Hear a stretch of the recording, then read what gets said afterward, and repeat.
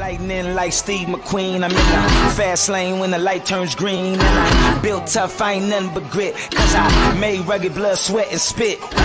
Yeah, like a horse I fly. Better push yourself in for a bumpy ride. I like to play hard, but I work harder. And I weather the storm cause I'm built stronger. What is up, ladies and gentlemen? We are back. We are live. It is the Freight Coach Morning Show, the top morning show in transportation, coming to you guys every single weekday, 8:30 a.m. Pacific, 10:30 Central, to break down some industry headlines, and most importantly, provide some actual insight into what you can do with all of this information. If this is your first time tuning in, welcome. This is the real side of freight, ladies and gentlemen. And I say that before every single show. And what I mean by that is I only speak to transportation professionals on this show, as well as my twice a week long form podcast, because I want to talk to the right individuals who have done what you're looking to do, or who are currently doing what you're trying to achieve, so you can take that information, apply it, utilize it, and see a meaningful difference in your business and your life. It's one of the many, many reasons why I proudly fly that American flag behind me every single day. A, we're the greatest nation on earth, but B, I'm living my American dream, and I want to help each and every one of you live yours as well. What is up, Nick? Good morning. He says, let's go, Big Chris. TGIF, Corey Buchan. Tracy St. Clair, good morning to you. Both of them coming in hot over on YouTube, you guys. And that's where I'm really starting to push all of this over there. I don't know what has been going on, but I know that I have been told by numerous people that YouTube has a significantly better stream, more reliable, and all of that stuff. So I'm probably going to be shifting more and more stuff over to maybe just directly going live on YouTube and stuff like that, because I've just been hearing a lot of stuff about the stream quality over on LinkedIn and how people are not getting notified of me going live anymore and stuff like that. And yeah, so we'll make it happen though, you guys. We're going to continue to show up every single time, man. I'm not going to change anything for anyone, right? That's why we're out here every single day. But today is Q&A day. All right. So if you have any sales or operations related questions for the transportation industry, drop them in the chat. I will answer them live on the show today. I did get some that came through the DMs this week, so I will start with them. And yeah, we will jump into the show today. But before we get into anything, though, there is a new podcast that I dropped this morning. I dropped it. It's with my attorney, Cole Hickman. And we got into some stuff on there, right? Like this week, I had my my CPA on Tuesday, and then I had my attorney come on this Friday here. And a lot of it is, to talk about kind of like the fundamentals of the business, right? Because a lot of people want to talk about the sales and, how they're better than everybody else in business and everything else without actually like really proving stuff. And I wanted to bring them on there because I've talked about it extensively about how hiring a CPA and a bookkeeper and having a good attorney has saved me, right? Like, I'm coming up on 4 years in business here, and I can't tell you the amount of times that having quality attorneys and all of that stuff in line has kept me in business, right? Because it's only a matter of time before some shit happens. And I wanted to bring them on this week to help it out because tax season is like here, right? And there's a lot of people out there who might not know what they can or can't do in their business and stuff. And we got to be in a position to where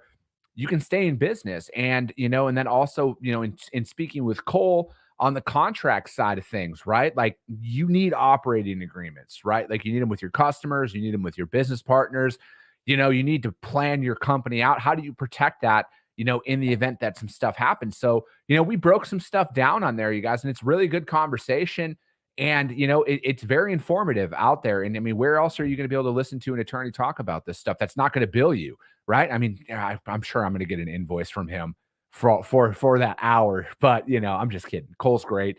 And, those are the people that you guys need to be talking to in your company and everything. Cause there is like getting customers and turning revenue and everything. Yeah, it's important and it's great, but you got to protect yourself. You really do. And, cause I'm naturally a very trusting individual, and you get burnt sometimes, you guys, because not everybody out there is your friend. Not everybody out there is going to have your best interest in mind.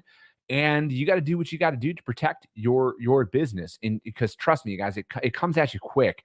And then before you know it, you're out a lot of money because you thought that somebody was going to come through for you, and then they don't, right? So check that one out, you guys. It's available on iTunes and Spotify.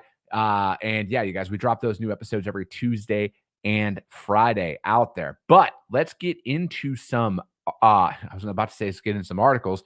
Let's get into some questions here.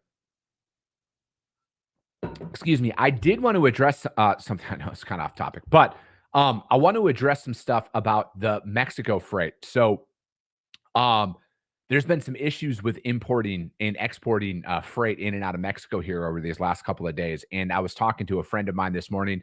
We're going to be doing a show about it on Wednesday of next week. I got guests coming on Monday on the live show, and then he's busy on Tuesday. So we're going to talk about it on Wednesday a little bit more in depth. And most importantly, what it means for the produce season itself, because there's a lot of stuff that he had mentioned to me that I'm not going to talk about yet because I don't have all the details on it, and I don't want to put any wrong information out there, just to kind of be the first one to talk about it. But it looks like there's going to be some stuff kind of coming down with the produce season that's unrelated to the freight that's not being processed in Mexico at a fast enough rate and stuff like that. So it's going to be interesting to see, though, you guys. And again, it's all kind of tying in relatively to the freight market and everything else, because I personally think that the market has shifted. I truly do. And that was the first question that I had got is with all the talk about the freight market this year, how do I handle a market shift? So first and foremost, there's a lot of data that you see out there. There's a lot of articles out there being published right now about when's the market going to shift, when's it going to happen, when's it going to happen. And frankly, there, again, as always, there's not a lot of substance about how do you actually handle it, right? So I'm going to take it from the carrier side and the customer side of sales here, because you got to handle them in two different ways. And let me see here, Jerome.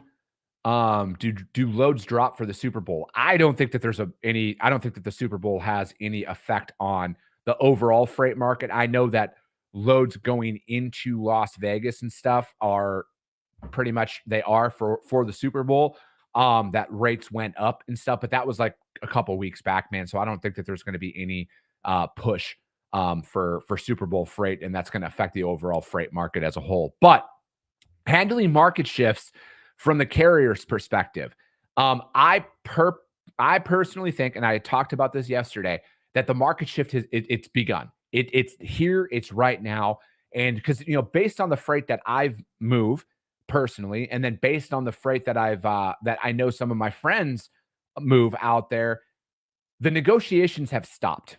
All right. And for the easiest way to put it, if you've been paying $1,000 on a load, obviously this is all hypothetical, you guys. You've been paying $1,000 on a lane. Rates were affected by the snowstorm that happened in January, so they ratcheted up to like $1,400. You've probably noticed they didn't drop back down to 1,000. They've been at 1,200 here, for example. Now, the next event that happens, the next weather event that happens, or the next thing that happens is they're going to spike back up, and they're probably going to spike up to $1,600 on this said lane.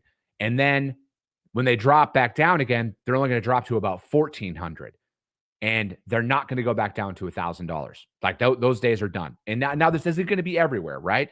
But this is kind of how that progression happens. This is how that market shift happens. It is not going to be a cataclysmic rise or anything like that. And now the difference between the $1,200 rate and the $1,400 rate that we're describing here might be 2 months.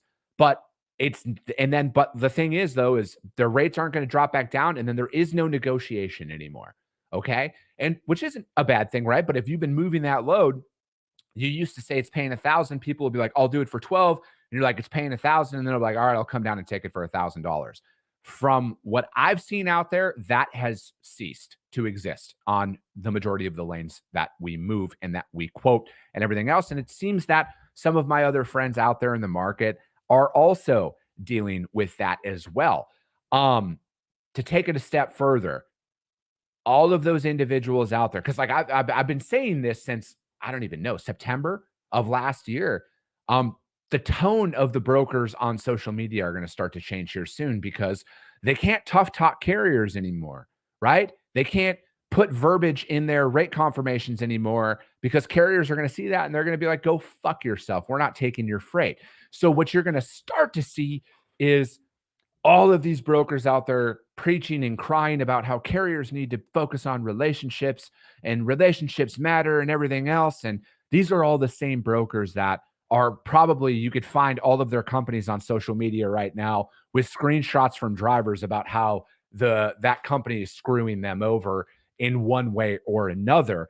And it's going to happen, right? So if you've been one of those brokers who keeps pushing down rates on carriers and you're pulling them off of loads because you got a cheaper carrier and stuff like that, you're, as they used to say on South Park, you're going to have a bad time. You're going to have a really tough time this year if that's going to be your philosophy, because at the end of the day, when it is a carrier's market, and if you've never worked in this market before, what they're doing right now is how it's going to be.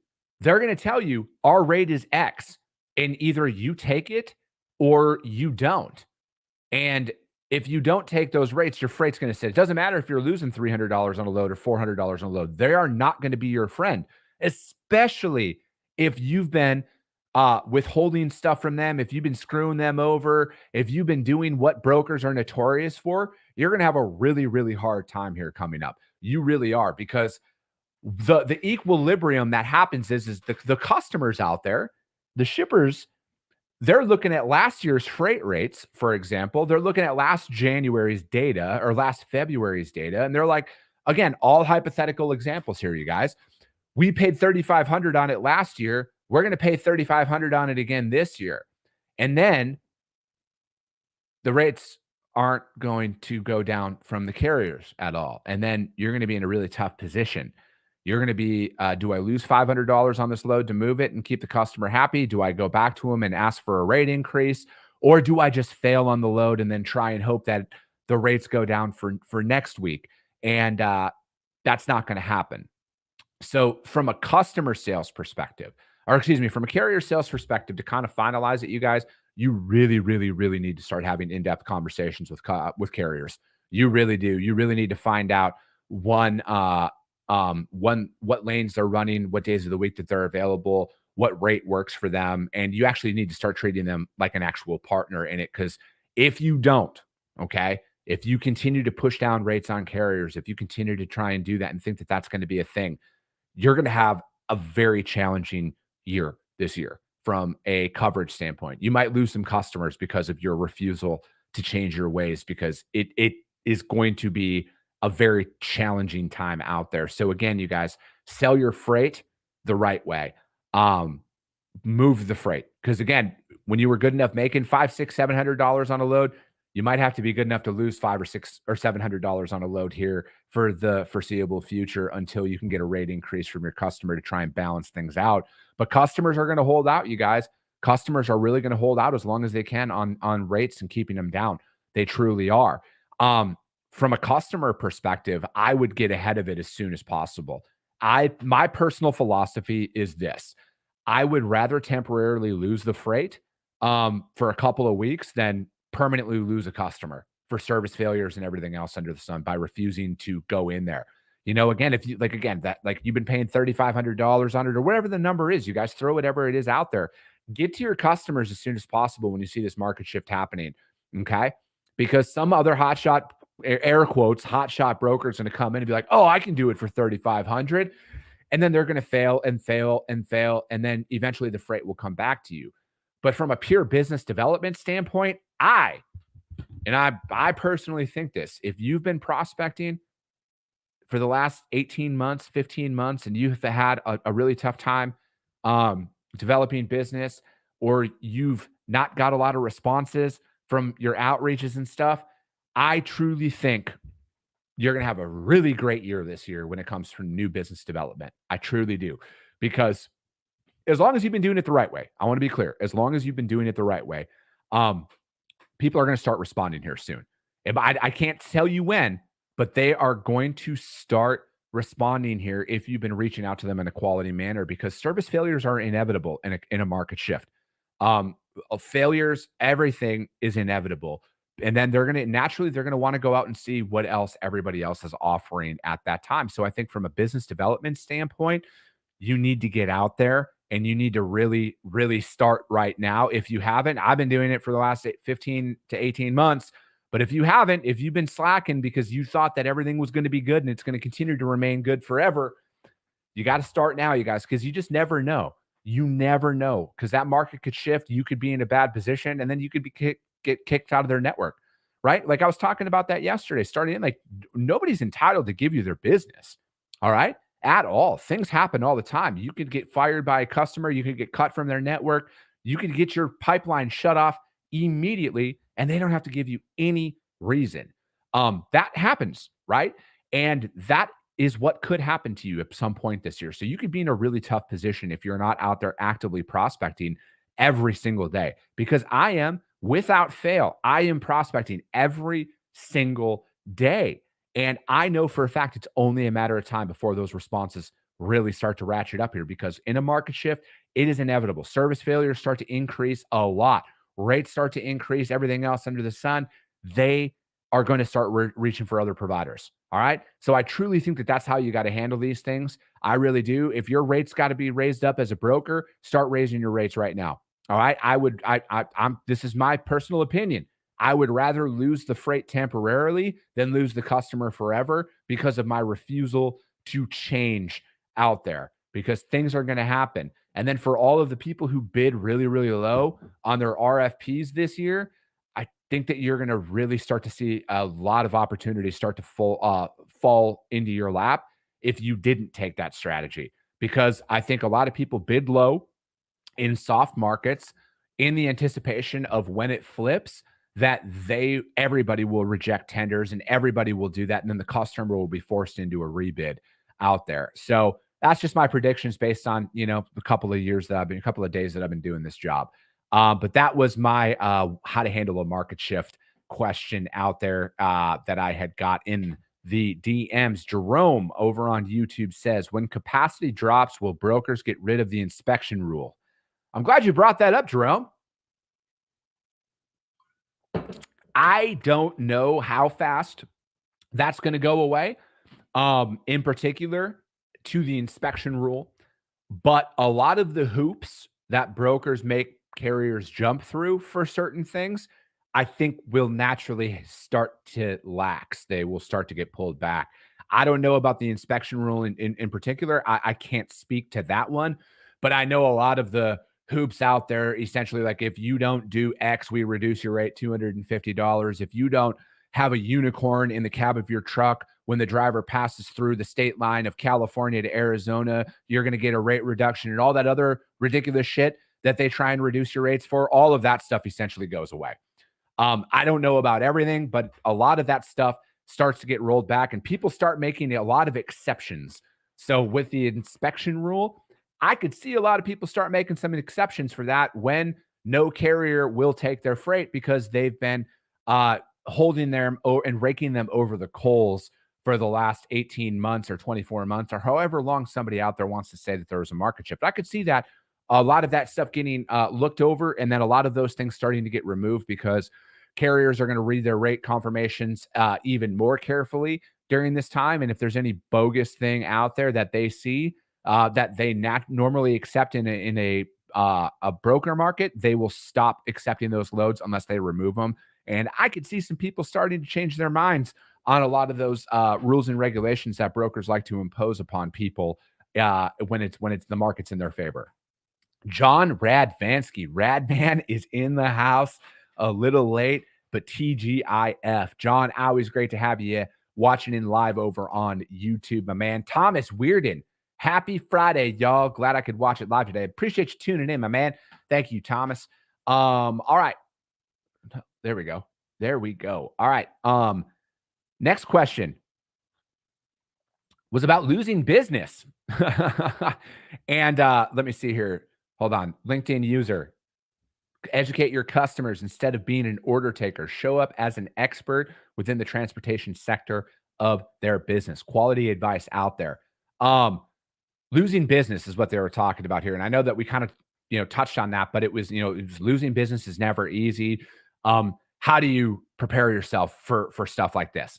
And again, it's always going to be selling to me, right? Because, the reality is, you guys, I've lost customers before. All right. I'm not afraid to admit it. I'm not afraid to admit that I fucked up in my career. I'm not afraid that I'm going to fuck up again, right? I'm a human being.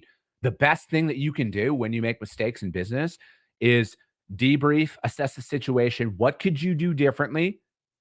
And move forward. Make those necessary changes and move forward because, I've lost business before because, the company that I was working with got acquired. They brought in their own providers, kicked everybody else out of network. I've lost business before because they lost their customer that we were shipping on that lane. And they're like, hey, we don't have any other freight for you. You're out. I've lost business just because, right? They don't have to give you a reason.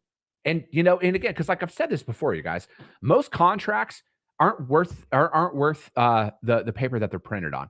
All right. At the end of the day.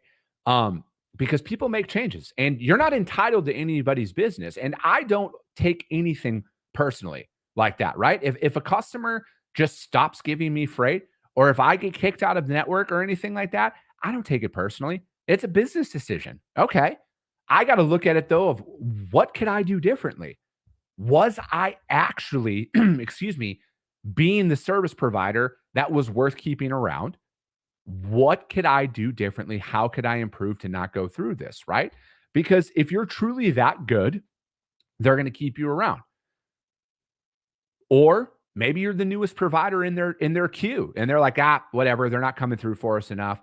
Or, that's just the way that it is. Or, you know what? They're reducing their overall providers. That happens a lot too, you guys. And at the end of the day, what could you do differently in those times? If you can't come up with anything, then you know what? Keep applying it because it might just be a pure speculative business decision. Just like when companies choose to lay people off, sometimes it has nothing to do with the individual. It's mostly an economic standpoint, right? They're like, this person makes too much money. We're getting rid of them. It doesn't matter that they worked with them for 15 years or 10 years. Companies make decisions and it is out of your control. But what can you control, right? I talk about the need to prospect every single day on this show in some capacity. That is how you handle losing business, right? Because there are ebbs and flows to this shit. All right. This is not easy. Contrary to what you see out there on social media, and a lot of people who ironically only post about the bad stuff and never give you guys any indicators about what you could do to stay in business, probably because they don't know, right? Or because they're not actually out there selling or actually out there building anything. I prospect every single day, no matter what. I prospect customers that I'm not working with. I prospect my current customers, and I'm in constant communication with the majority of them. All right. And a lot of it is based on the size of the shipper, right? Because I have some customers that I work with that I might only move one shipment a week for. So am I going to hit them up every single day, multiple times a day? Probably not. I have customers that move freight every single day of the week. Therefore, I'm in constant communication with them. All right. I have prospects that I know have a large transportation spend. So I'm talking to them at a higher frequency than I am on the individual prospect that may only have one facility out there. And they've told me that hey, we only have like a couple of truckloads a month and stuff like that. So I'm out there prospecting people at different frequencies. And it's based on the fact that I know the size of their operation and the scope of their operation because I'm talking to them nonstop out there. And it's extremely important, you guys. You guys have to constantly prospect. You really do because you're never good in business. All right. You're never good. When something happens, it's always an opportunity to improve. All right. That's how you have to approach this. I've been in this industry indirectly my entire life. I've been in this industry personally though for like 15 years. Okay. You're going to lose business. You're going to lose customers. Things are going to happen. But the thing is, there's other business that's out there for you to earn. All right. There's other business that's out there. There's other shippers out there. Shippers are constantly looking for quality providers. And every situation that you find yourself in, you have an opportunity to improve, change your ways, and apply it to the next opportunity that's out there, right? Because, like, frankly, we're all going to make mistakes, you guys. Plain and simple. We're all going to make mistakes. We're all going to lose customers. We're all going to get fired from customers at some point. We're all going to fuck up eventually.